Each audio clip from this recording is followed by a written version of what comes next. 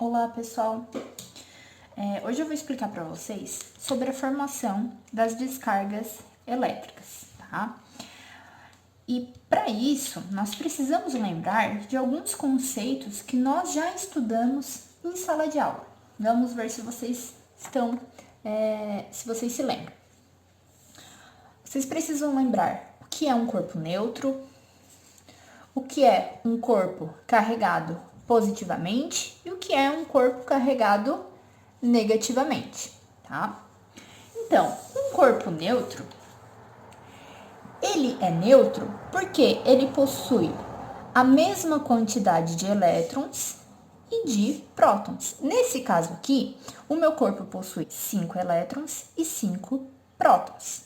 Isso significa que ele é um corpo neutro, tá? Não existe nenhuma carga que está em excesso. Por isso que nós consideramos esse corpo um corpo neutro. Agora, um corpo carregado positivamente. Percebam que, para o corpo estar carregado positivamente, ele precisa ter um número de prótons maior do que o número de elétrons. Nesse caso aqui, nós temos 5 prótons e 4 elétrons.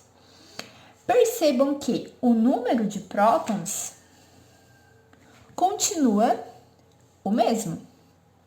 O que mudou aqui? Apenas o número de elétrons.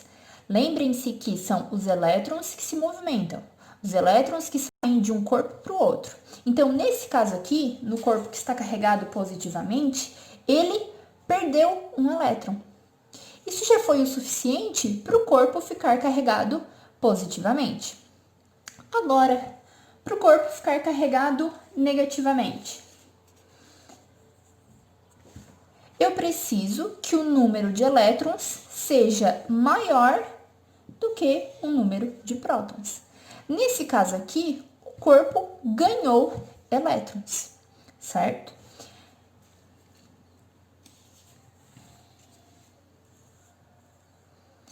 Percebam só mais uma coisinha aqui, ó. Deixa eu ver se está enquadrando. Para um corpo ser carregado positivamente, ele precisa ter um número de prótons maior do que o número de elétrons. Isso não significa que o corpo não possui elétrons. Ele possui elétrons, só que a quantidade de prótons é maior em relação a de elétrons. A mesma coisa com o corpo que está carregado negativamente. Ele estar carregado negativamente não significa que ele tem apenas elétrons. Significa que o número de elétrons é maior em relação ao número de prótons. Outra coisa que vocês devem lembrar também é que os opostos se atraem. O que isso significa? Se eu tenho um corpo que está carregado positivamente e outro corpo que está carregado negativamente, ocorrerá uma interação entre essas cargas. Ocorrerá uma força de interação entre elas. Nesse caso aqui, será uma força de atração. As duas serão atraídas. Elas vão ao encontro uma da outra, tá? Agora, os opostos se atraem. E os iguais? Aqui eu tenho uma carga positiva e uma negativa. E se eu tiver uma carga negativa e outra carga negativa? Aqui ocorrerá também uma interação entre as cargas. Só que não vai ser uma força de atração, e sim uma força de repulsão. Cada uma das cargas vai para um lado. Ó, essa carga e a outra carga. Cada uma vai para um lado, tá? Então, está ocorrendo uma repulsão entre as cargas. O mesmo ocorre com a carga, com duas cargas positivas, né? Ocorre uma repulsão. Cada uma vai para o seu lado, uma para a esquerda e a outra para a direita. Uma carga positiva e uma carga negativa, elas serão atraídas. Elas vão ao encontro uma da outra, tá?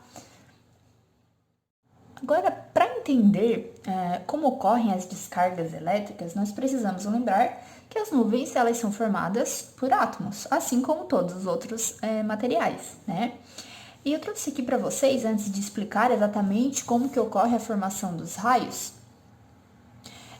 nós precisamos diferenciar algumas coisas, tá? Quando a gente fala em raio, o raio é a descarga elétrica, tá? Aquele risco que a gente vê no céu. O relâmpago é o clarão, a luz. E o trovão é o som, tá? Aquele estrondo forte. Eu tenho aqui algumas maneiras, alguns casos de ocorrências de descargas elétricas, certo? Vamos explicar um de cada vez. O primeiro caso, eu tenho uma nuvem que está carregada. Nesse caso aqui, ela está carregada negativamente. E o que vai acontecer? Vocês lembram que os opostos se atraem? Essas cargas negativas da nuvem, elas vão atrair as cargas positivas da Terra. Significa que a Terra ela está carregada positivamente? Não, tá? A Terra ela é neutra. O que está acontecendo aqui? Está ocorrendo apenas uma polarização. Essas cargas negativas estão atraindo as cargas positivas da Terra. O raio ele ocorre quando há um deslocamento de elétrons, ou seja, uma movimentação de elétrons. O ar, ele não é um condutor, mas quando ocorre uma diferença muito grande entre as cargas da nuvem e as cargas da Terra, o ar, ele passa a ser um condutor. Então, ele permite que os elétrons se movimentem. Nesse caso aqui, da nuvem para a Terra, ocorrendo a descarga elétrica. Esse é o primeiro caso. No segundo caso, ocorre o quê? A nuvem ela está carregada positivamente, está com um excesso de prótons. O que vai acontecer? Ela vai atrair os elétrons da Terra. Então, o ar, que não é um condutor, mas quando ocorre uma diferença muito grande entre as cargas da nuvem e as cargas da Terra, ele passa a ser um condutor, permitindo que os elétrons se desloquem. Nesse caso aqui, o raio ele vai ocorrer da Terra para a nuvem. Então, aqui nós temos dois exemplos de um raio nuvem-solo, onde os elétrons da nuvem são deslocados para a Terra, ou um raio solo-nuvem, onde os elétrons da Terra se deslocam para a nuvem. Aqui o terceiro exemplo, eu tenho duas nuvens e essas duas nuvens elas estão bastante carregadas. Quando ocorre essa diferença muito grande entre as cargas dessa nuvem e dessa daqui, da nuvem carregada negativamente e da nuvem carregada positivamente, o ar ele passa a ser um condutor e permite que essas cargas da nuvem, essas cargas que estão em excesso, se desloquem e sejam descarregadas na nuvem que está carregada positivamente. Então, o deslocamento do raio é da nuvem que está carregada negativamente para a nuvem que está carregada positivamente. E o último exemplo, eu tenho uma nuvem grande e ela é tão grande que ela consegue polarizar as suas cargas, ou seja, ela consegue concentrar suas cargas positivas de um lado e as cargas negativas do outro.